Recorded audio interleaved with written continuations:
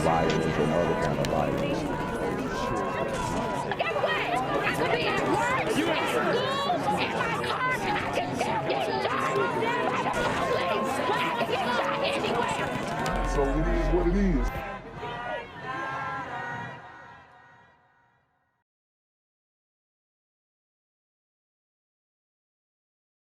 What's good, YouTube? It's a Black Gen Z Mindset. Make sure you go ahead and like, comment, share, subscribe. Let's get into the video. First, all Black Lives Matter crosswalks have been installed in South Dallas. Last month, the Dallas City Council approved painting the phrase on multiple intersections there. The group... Lord have mercy. They done painted the Black Lives Matter graffiti on the street on Martin Luther King Jr. Drive or Boulevard or Avenue or Street, whatever it is, whatever extension it is. Guys, I mean, Black Lives Matter is just a graffiti group at this point. Seriously, that's all they do is paint something on a wall, paint a mural, build a statue, put something on the ground and do nothing and take your donations like Dr. Umar. So, man, this is crazy. What is the over under on people who are going to be killed on Martin Luther King Jr. Street between the 2700 and 2800 block in Dallas? Like, seriously, it's getting out of control. They got a camera right there, and I guarantee there will be murders on the street. Group Abounding Prosperity Inc. is paying for the installation. Not Malcolm X. Oh man, they got. It's gonna be a lot. It's gonna be a lot more. If it's on the corner of Malcolm X and Martin Luther King, those names just bring out the violence. And it's ironic because MLK was, you know, peaceful protester. But it doesn't seem like brothers, super gremlins, care if they're on MLK Drive when they're sliding on their ops. Multiple intersections there. The group Abounding Prosperity Inc. is paying for the installation and will maintain them. Plans for the crosswalks have been in the works since the summer of 2020. The official unveiling is next week. Tell me, you were out here when this happened? Yes, ma'am. I'm homeless. I was doing some work for someone, and I was checking his tools back, and I heard boom, boom, boom, boom, boom, boom, and I ran out here to see what it is, and I seen a lot of cars, but He said he was doing some work for somebody and taking their tools back. What if he was stealing the tools? No, I'm just kidding. But you know, he did a real good thing. I'm gonna let him explain it. But yeah, I mean, these dudes on the street, I don't get it. If you're working and I still don't get why you wouldn't have a crib. I really don't. paid attention to the fire. So like I said earlier, my instincts were to go to that car and help him out. You know, he was crushed in on both sides, you know. You're talking about the deputy was crushed in. Yes, ma'am. And this car caught fire. Yes, ma'am. Huge fire? I mean, describe what you see. It was coming out real regular. I thought it was gonna blow up. Nobody was trying to make an effort, so when I jumped over, I went on one side, couldn't get there, went on the other side, another car, so I jumped over the car. Two more youngsters came and jumped behind me, and we pulled them. I opened the door and got them out, and we picked them up, put them over the car. We took them inside the store because we were scared to lay them there. So that's good, man. He actually ended up saving a deputy who had gotten an accident. He was probably chasing another super gremlin, right? And they pulled him out, man. So he's a hero, obviously. He better make him an Instagram and use this clout to at least get some bread to get a crib, cause the window is finite, bro. Like, Was the deputy conscious? Was he saying anything? He came to when we checked his pulse. He was checking at his wrist, and I was checking at his neck. I put my hand over to see if he was breathing, and kept talking to him, telling him to stay with us, help is on the way. And How do you tell someone in a moment like that? How do you have the clarity and level-headedness to, keep him calm and tell him help is coming? because They probably they probably broke his high, bro. He was probably geeked up. He seen his crash. He like, damn, I gotta do something about that. I would want somebody to do it for me. I'm just disappointed we couldn't help it for someone else. Out here, it's emotional being here. I can see it in your eyes right now. What are you thinking? I think I was at the right place at the right time being homeless. Dang, now that's gonna give him justification to stay homeless. I ain't gonna lie. Like, the way he said it, and I'm glad that he went and did this, man. Shout out to this brother, but I still gotta pick apart a little bit what he's saying. Like, he said right place at the right time and me being homeless. Like, you could have just said right place at the right time, but he wanted to emphasize the fact that, yo, I'm homeless. I was at the right place at the right time. And because I was homeless, I was able to save somebody's life. But shout out to him, though. I can see it in your eyes right now. What are you thinking? I think I was at the right place at the right time being homeless. I tried to help that lady, but she passed, so.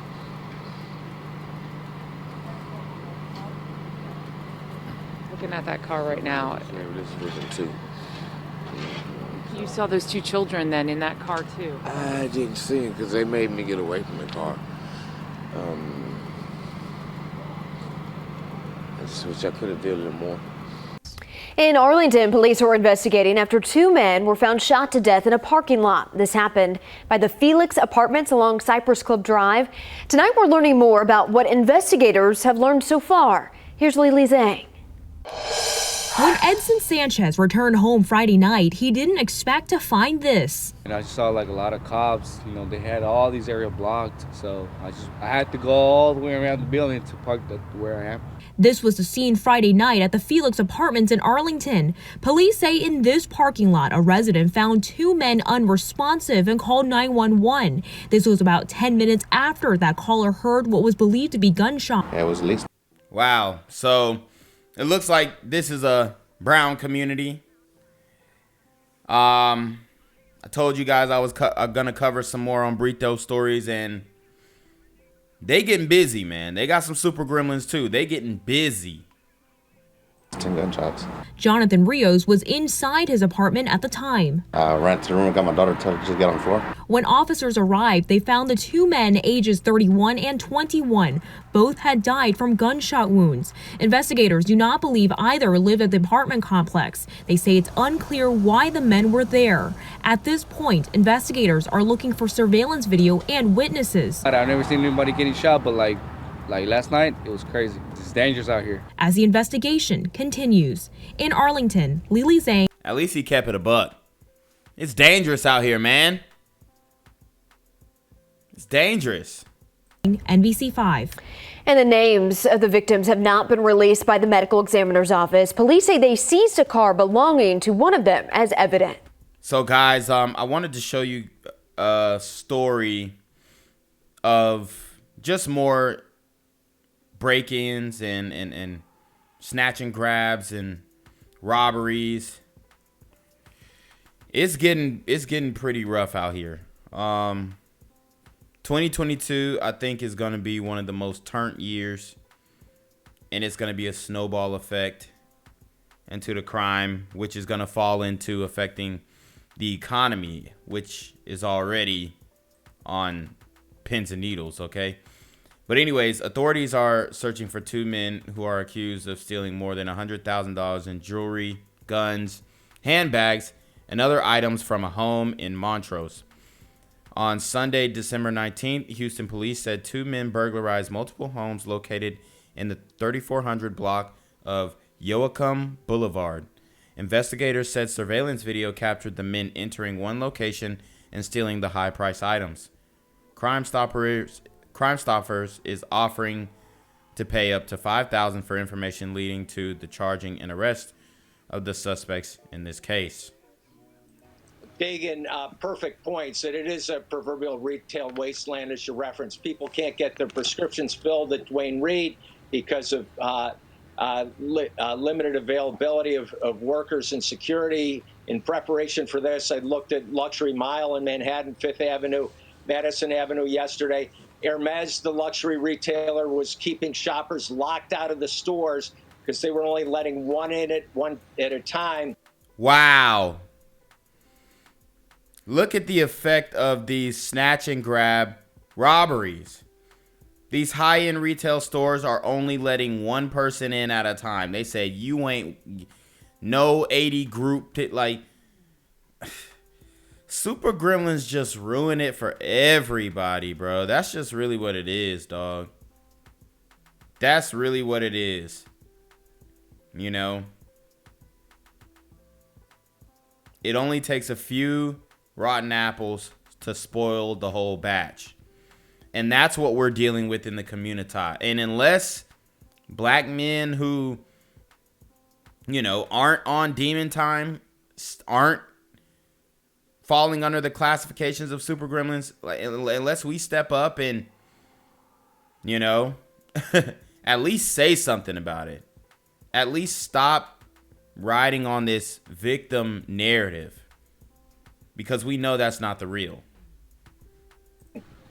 For one shopper, one worker.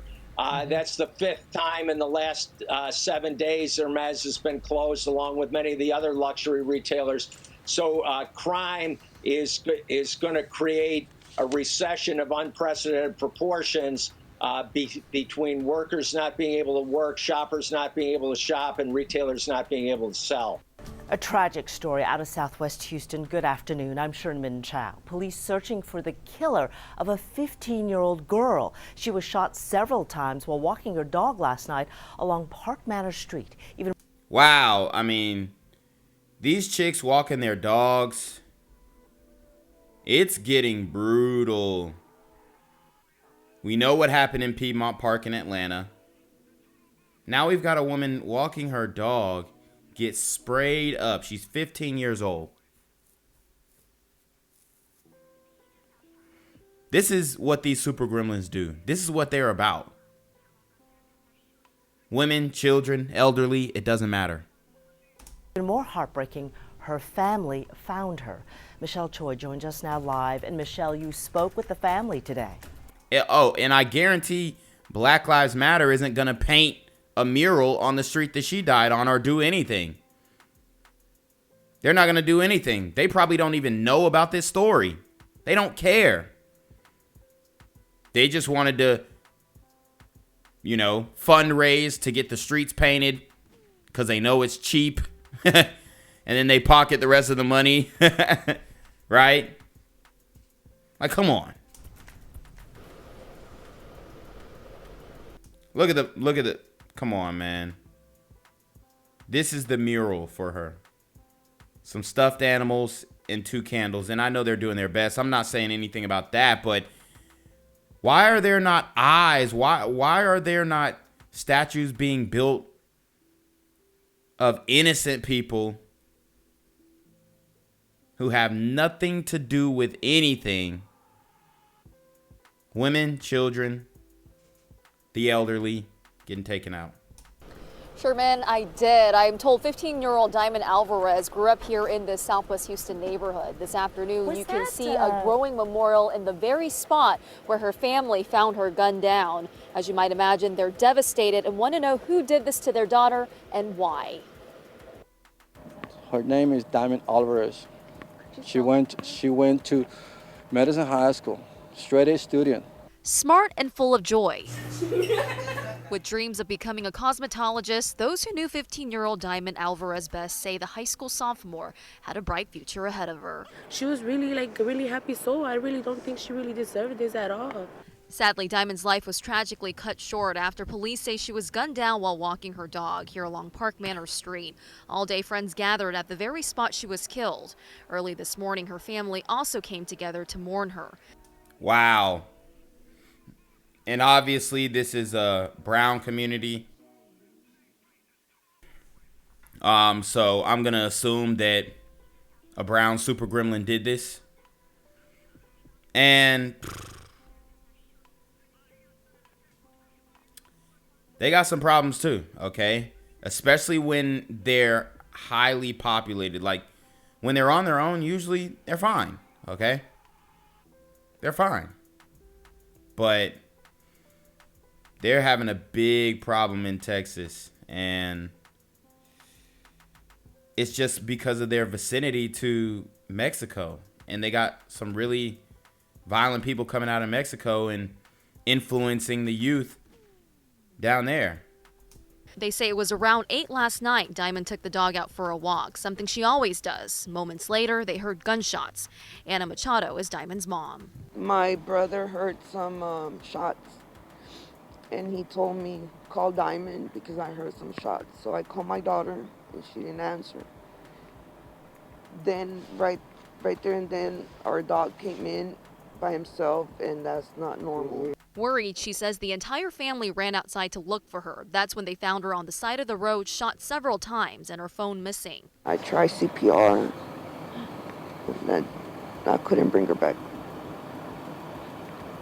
I'm so sorry, ma'am. I tried so hard to keep her alive. At this point, police don't have a suspect or a motive, but they say a dark-colored car was seen taking off shortly. Shocked and angry, I cry. I have no more tears. This is bad. This neighborhood is becoming really bad. You heard him.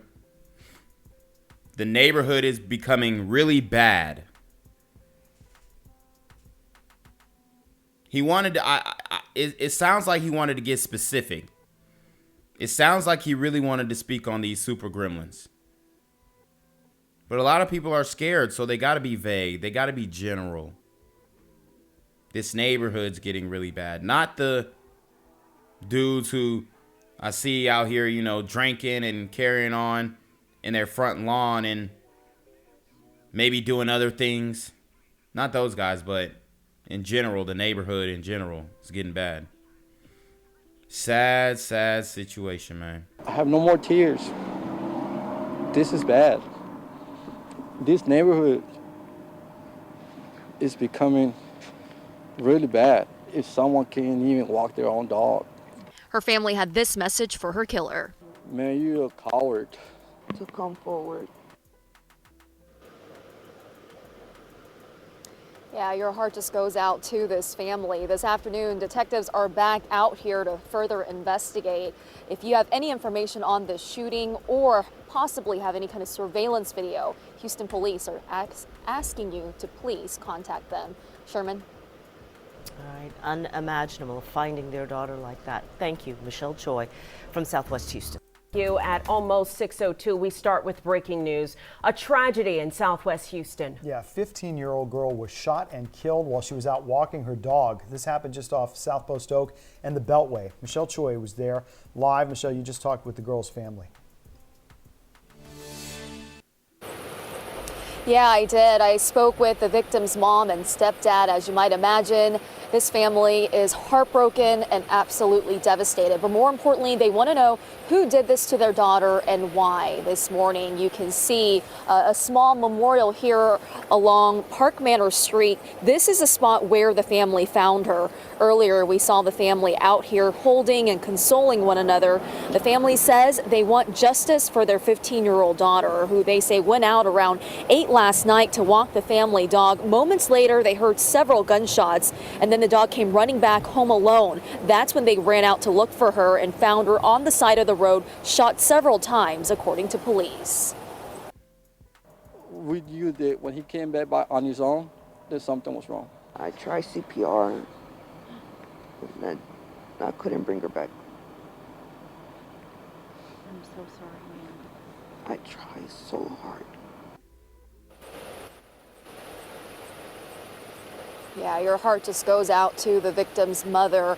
At this point, police do not have a suspect or a motive, but they say that a dark-colored car was seen taking off from this street shortly after the shooting. They're asking anyone with information on the shooting or anyone with possible surveillance video to please contact Houston police.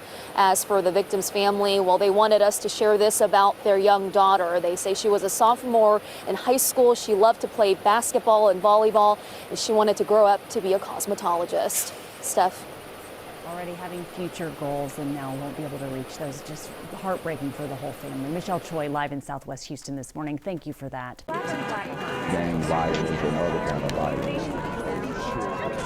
Guess what? I could be at work, at school, in my car, I can still get shot by the police. I can get shot anywhere. So it is what it is.